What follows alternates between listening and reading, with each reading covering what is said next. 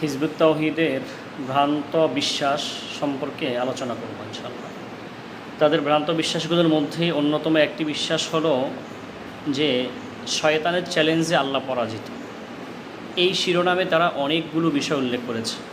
যেমন তাদের বই ইসলামের প্রকৃত রূপরেখার 34 নম্বর পৃষ্ঠায় তারা লিখেছে, একথা বুঝবার মতো বোধশক্তিও আমাদের নেই যে আজ সমস্ত পৃথিবীতে ইবলিস জিতে আছে।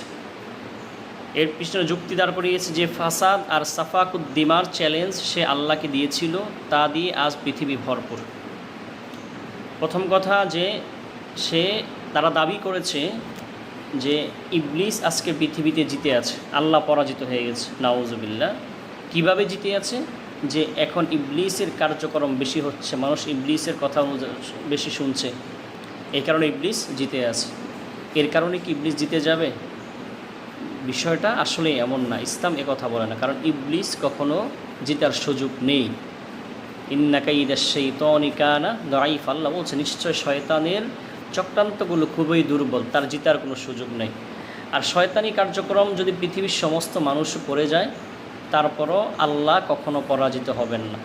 কারণ আল্লাহ আর ইবলিস কোনোটা দুইটা এক শক্তি না যে একটা আরেকটার মোকাবেলায় হেরে যাবে। বরং আল্লাহ সর্বশক্তিমান, আর ইবলিসের কোনো নিজস্ব কোনো ক্ষমতা নাই, সে কিছু করবে যতক্ষণ আল্লাহ সুবহানাহু ওয়া তাআলার পক্ষ থেকে ক্ষমতা না পায়। তাহলে কত মারাত্মক একটা বিষয় যে আল্লাহ হেরে গেছে, ইবলিস জিতে গেছে।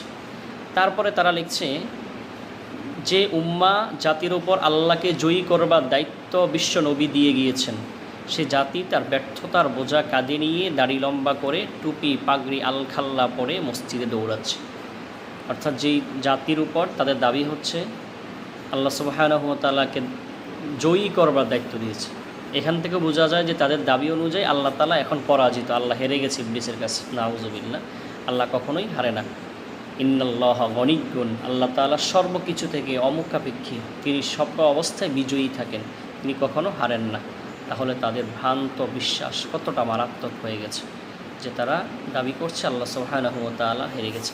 তাদের এভাবে অনেকগুলো আকীদা বিশ্বাস রয়েছে যেটা ইসলামের সাথে পুরোপুরি সাংঘর্ষিক।